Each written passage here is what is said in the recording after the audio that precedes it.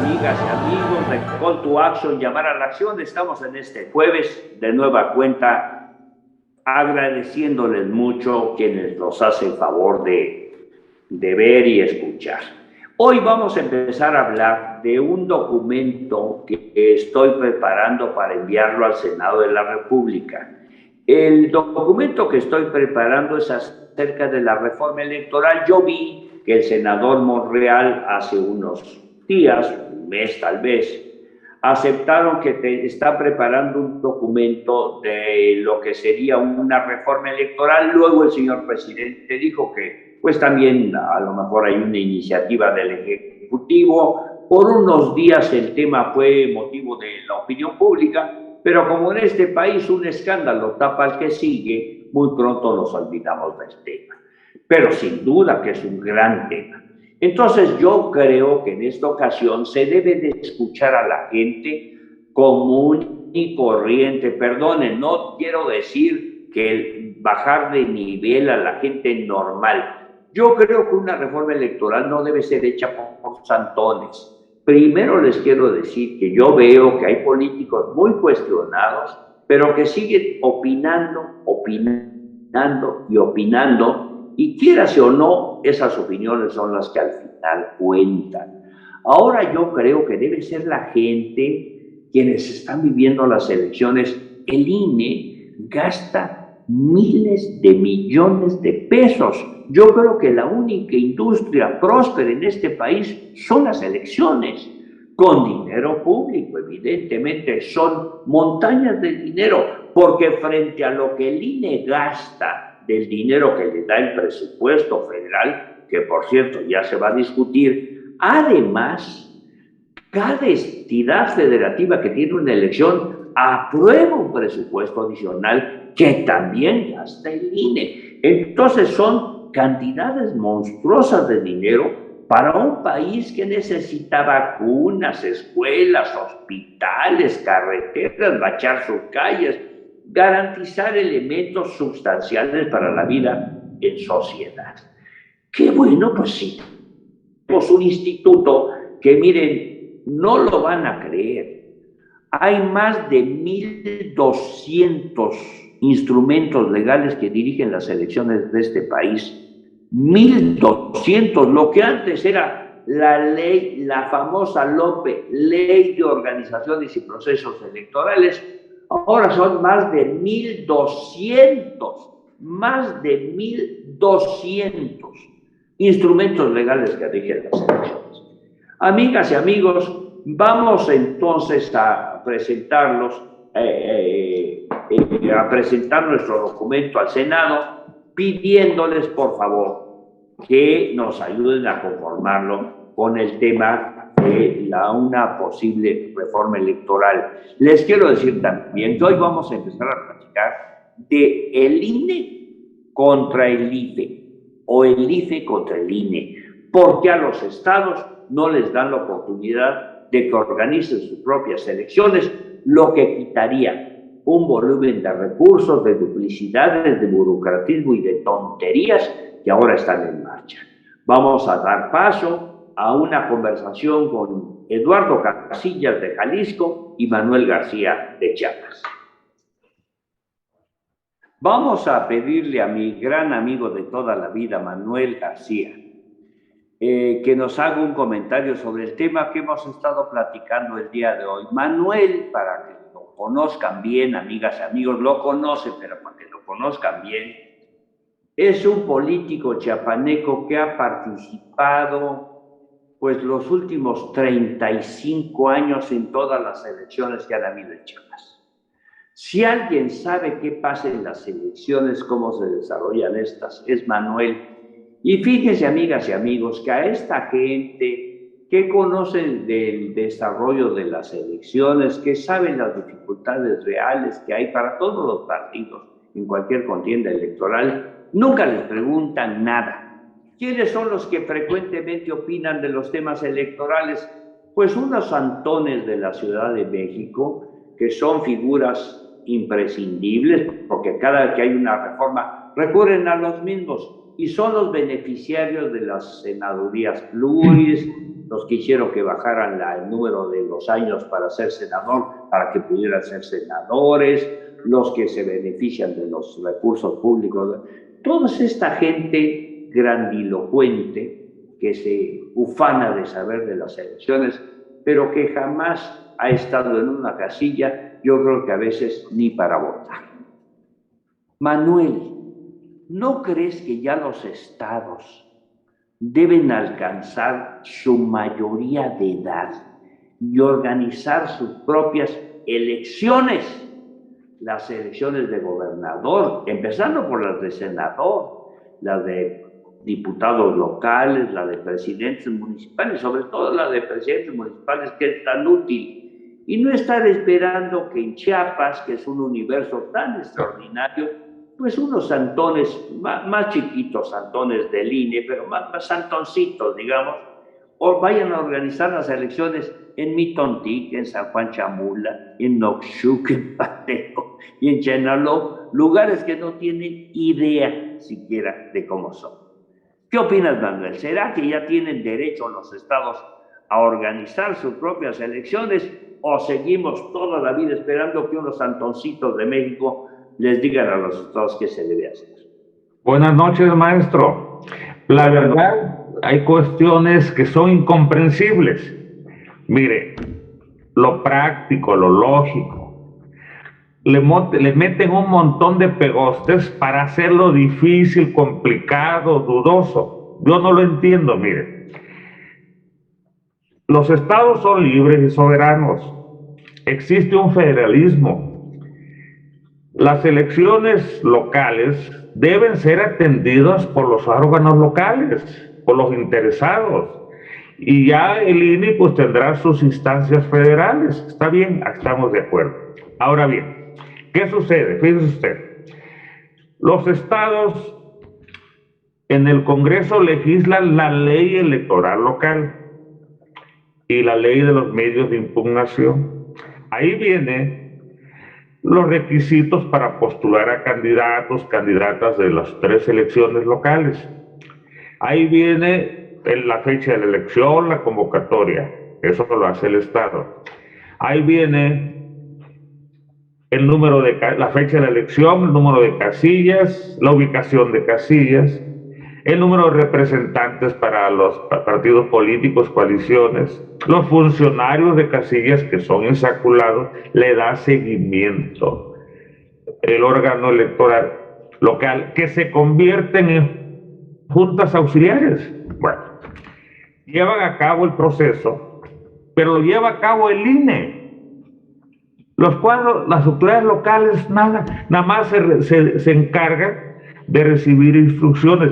Pero fíjese usted lo más grave todavía que veo, todo es grave, que por instrucciones de los señores del INE, a los presidentes de los consejos distritales, el estatal y los consejos municipales tienen que tener el visto bueno de aquellos señores que están en México. Manuel, perdón que te interrumpa, pero al final de cuentas, ¿quién paga todo este proceso? Porque es lo interesante. Está bien, señor. Es el que ordena, el INE es el que manda, son los tatamandones. Pero al final de cuentas es el Congreso del Estado el que apruebe el presupuesto para que lo gasten los del INE. Así es, Manuel, ¿o no? Así es, señor. Pero hay otra cuestión. ¿Con qué capacidad de conocimiento autorizan, dan el visto bueno quienes van a presidir las juntas locales electorales? Digo, usted sabe que la guerra, la participación de los ciudadanos es en los ayuntamientos, porque es la primera instancia que tiene. ¿Por qué existen los conflictos postelectorales? Porque el órgano local no interviene. Ese es el problema grave. Pero ahora, señor, en algunos países los estados califican las elecciones presidenciales, como en el caso de Estados Unidos. Claro, aquí nosotros, federalismo. Aquí nosotros no podemos calificar nuestra propia elección. ¿Dónde queda la soberanía? Somos, como usted lo dijo atinadamente, tenemos mayoría de edad.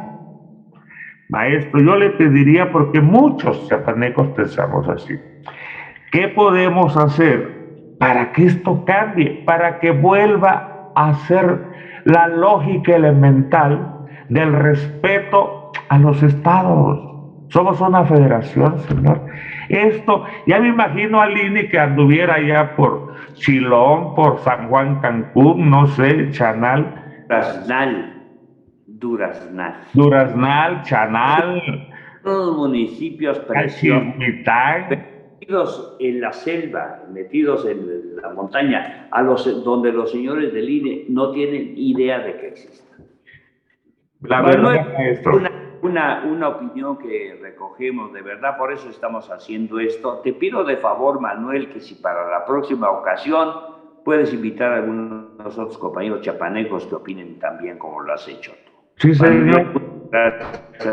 Pero le pido un favor. Sí, señor. Vamos a hacer algo, ¿no, maestro? Vamos a hacer. Adelante. Estamos con usted, estamos con la razón. Muchas gracias, buenas noches. Muchas gracias. A sus órdenes. Bueno, pues el comentario de Manuel es evidente que es de elemental sentido común. Vamos a platicar con nuestro amigo ahora de Jalisco. Mi querido y entrañable amigo Eduardo Casillas, que bueno, pues como suele suceder, nos conocimos en las elecciones. Y bueno, también es un hombre con una gran experiencia electoral de trinchera. Yo digo, ¿por qué en los estados aceptan a pie juntillas, casi a ciegas, lo que dicen los tatamandones de la Ciudad de México? ¿Dónde está esa lógica de que al final de cuentas, si un estado, una entidad federativa, no puede organizar sus procesos internos, no puede calificar sus elecciones? Ya no digamos, Lalo, cuando los estados en otras épocas calificaban la elección de los senadores. La elección de los senadores se calificaba en las entidades federativas. Así fue, como debiera de seguir siendo. ¿Por qué aceptan eso, Lalo? ¿Qué crees tú? ¿Es correcto o no es correcto el que los estados reclamen esta facultad hoy perdida? Querido Lalo. Primero que nada, César, agradecerte la invitación que me hicieras para participar en este importante proyecto. Yo sé que esta actividad que estamos haciendo todos y en la que estamos participando es muy interesante y es muy importante. ¿Por qué? Porque de alguna manera vamos a trascender en estas benditas redes para que se enteren tus amigos, mis amigos y todos quienes estén al pendiente de lo que le interesa a nuestro país, que es precisamente que existe el organismo, que es en donde se culmina precisamente el proceso democrático, el lugar en donde se lleva a efecto lo más importante, que es la participación de los ciudadanos en cualquier estado democrático, que son las elecciones. El organismo que la realiza debe de ceñirse a cuestiones, como lo dijimos ya, o lo dijeron ustedes, de mera lógica. Antes definitivamente era el Instituto Federal Electoral y era federal el encargado de realizar las elecciones de carácter federal para diputados, para presidente de la República, diputados federales y senadores. Y en los estados había los consejos electorales y aquí era donde se participaba. Hoy resulta que es doble. Es doble la participación. Por un lado, aparece indebidamente y lastimando la soberanía estatal el Instituto Nacional Electoral, que le cambiaron hasta el nombre. Y en Jalisco, por ejemplo, existe el Instituto Jalisciense, el IEPC, el Instituto Electoral de Participación Ciudadana del Estado de Jalisco, con toda una infraestructura con toda un aparato burocrático tremendo que se gastan muchísimo dinero con gentes, consejeros, directores, subdirectores, jefes, y en todos lados existen gentes que, bueno, es increíble cómo se está dilapidando el dinero de todos los jaliscienses en nuestro caso, y de los chiapanecos en el otro caso, y de los de Chihuahua en el otro caso, y los de Tamaulipas. Y entonces no es posible que va en contra natura, contra la lógica. ¿Qué debe de suceder? Bueno, que se nos respete, que no tendremos nosotros la capacidad para realizar una elección. Bueno, se me hace que bueno, allá en Oaxaca y en los pueblos donde se llevan los usos y costumbres, ni siquiera necesitan, se organizan de tal forma que ellos hacen sus elecciones. Bueno, será tan difícil que nosotros podamos hacerla, pero aún así tenemos dobles organismos que vienen a hacer las elecciones en nuestro país y en nuestros estados. Definitivamente que coincido al 100%, tanto con tu planteamiento, porque tú eres una de las personas, o eres la persona que yo escuché por primera ocasión que lo hace. Todos lo conocíamos, pero ha sido una iniciativa tuya a la que, por supuesto, nos unimos y nos vamos a unir muchísimos mexicanos para que esto tenga un hasta aquí. Yo creo que va a resultar nuestra inquietud válida, porque no podemos perder de vista que hay quien no está de acuerdo cómo se está manejando el Instituto Nacional Electoral. Y bueno, pues ahí quiérase que no, más que para bien que para mal, nosotros estamos en esa postura y creo que va a ser una postura que se va a llevar a la práctica, César. Yo creo que vamos a culminar. Simplemente les pregunto a los dos, tanto a ti, Lalo, como a Manuel, una última pregunta, muy breve. ¿Qué será que en el estado de Jalisco no hay 5 o 6 personas honorables que puedan conducir al Instituto Electoral y que necesariamente tienen que ser electos por los cabezones de los partidos en la Ciudad de México? El señor Lorenzo Córdoba, la señora Pamela San Martín, el señor Huéric Uque Espadas, el señor... ¿Qué no hay en Jalisco? 7 personas, 9 personas, ahora ya son 11 personas en el INE, pero con la autoridad que a la fuerza tienen que necesitar de que sean en México los que dirijan este asunto. ¿Tú crees que no hay en Jalisco gente con calidad? Es hasta de veras, lo que no entiendo, Lalo, es como los senadores, que son los que se supone deben defender el federalismo, defender a la entidad federativa. Esa es su función, aceptaron y promovieron esto. ¿Qué opinan? Brevemente, Lalo. Bueno, pues obviamente que fueron cuotas políticas, todo fue atendiendo a situaciones y a los manejos que se dieron entre los partidos a nivel nacional, y ahí vienen las componendas, ahí fueron los arreglos. Claro que existe no solamente en Jalisco, en toda la República, con características políticas. Hay infinidad de doctores en materia electoral, maestros en materia, hay gentes con experiencia, con capacidad. Claro que existen. Lo que sucede es que quien resuelve esto no son los ciudadanos, no es la sociedad, sino son los partidos políticos que pelean y se reparten las cuotas. Pero ese no es el asunto. El asunto es que las manos, y allá quien haga las elecciones federales, los que manden, si es unos consejeros plurales, esté bien, pero que nos dejen aquí en Jalisco y a ustedes en Chiapas y en Guanajuato a los de Guanajuato, que nosotros ejerzamos nuestra soberanía y nuestro derecho a realizar nuestras propias elecciones. Eso pienso yo. Muchas gracias. Manuel, ¿qué será que no pueden haber? Porque Manuel está en Chiapas y también en Oaxaca. yo digo de verdad que en los estados, ¿por qué esa actitud de supeditación, esa actitud agachona para los caprichos de las populitas de los partidos políticos de las reformas últimas? Porque los estados no dijeron nada, o sea, estamos en una república centralista, Manuel.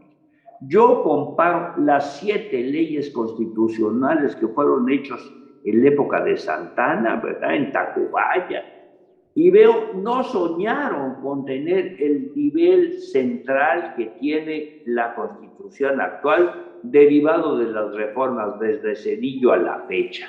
Perdonen que lo diga con esa claridad.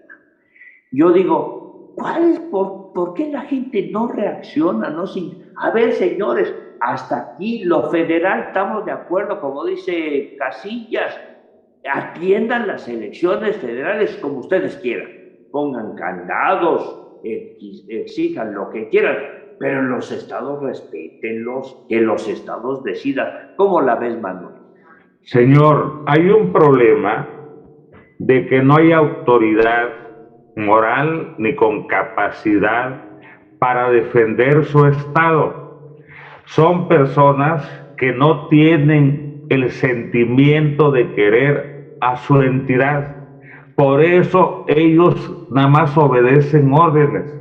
Y nosotros, los chiapanecos, voy a hablar de Chiapas, naturalmente que hay gente muy capaz, con capacidad, con compromiso con los ciudadanos. Hay muchos nombres, pero ellos les estorban a estos perversos, señor. Por eso necesitamos nosotros, en un gran movimiento de todas las entidades, hay muchos compañeros que están convencidos de que las cosas no se están haciendo bien. Entonces, señor, sí hay gente, hay capacidad, hay compromiso. ¿Cómo se va a atrever a alguien a enfrentarse al poder? Los senadores ni saben cuál es su papel, señor. Necesitamos resolverlo nosotros, los ciudadanos.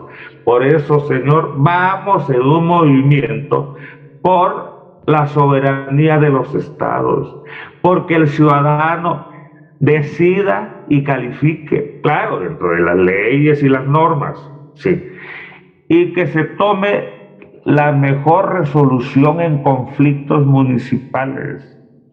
Señor, yo le agradezco esta oportunidad. Ojalá muchos queremos estos foros para expresar nuestras inquietudes. Se lo agradezco y le deseo mucha suerte. Saludos a Lalo, también a Morín. Pero mire, digamos, vamos a organizarnos, porque esto es por nosotros mismos. Debemos salir adelante, por el bien de nosotros. Muchas gracias, Manuel, por compartir esto. La próxima semana vamos a continuar con este tipo de reflexiones.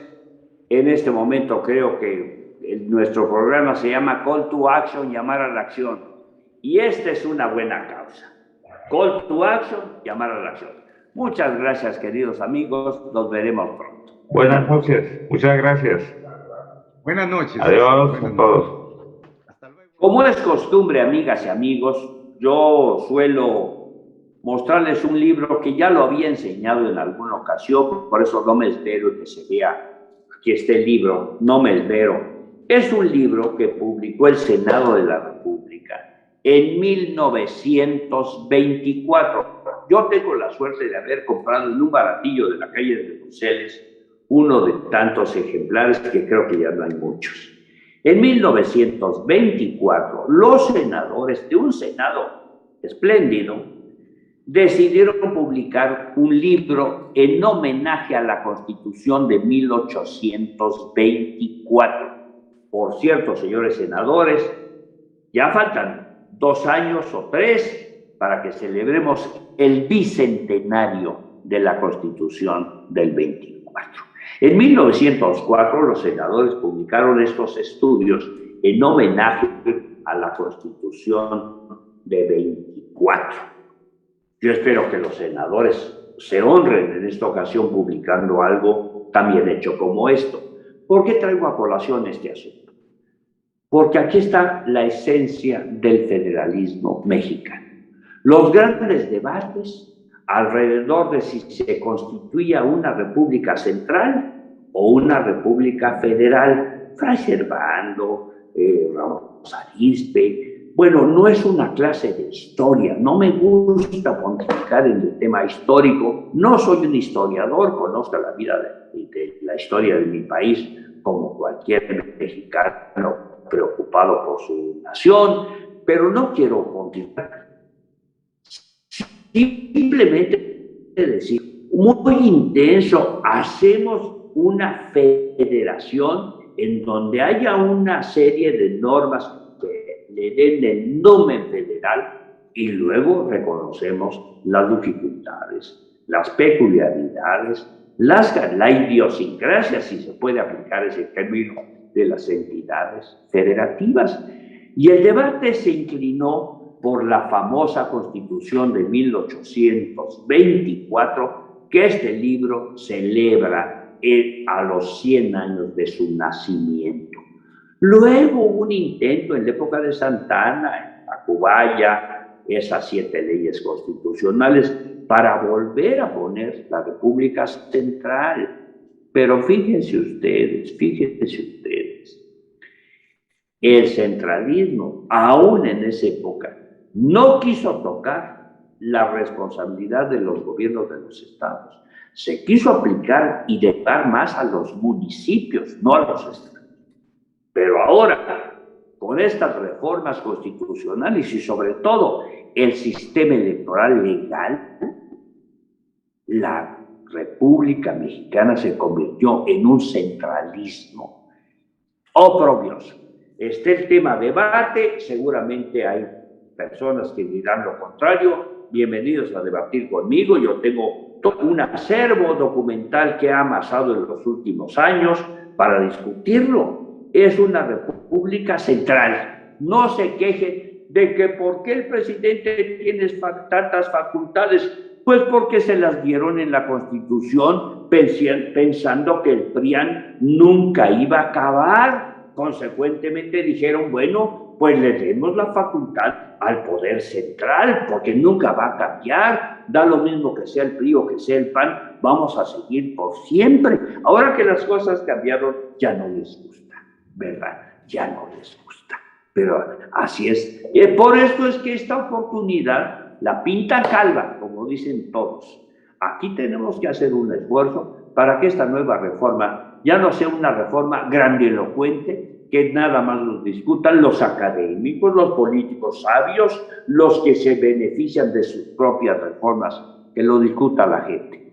Soy César Augusto Santiago, les agradezco mucho que nos escuchen. Vamos a discutir si hacemos una reforma de la gente para que la presentemos al Senado oportunamente. Buenas noches, nos vemos el próximo jueves en otro programa de Call to Action, llamado a la acción. Buenas noches.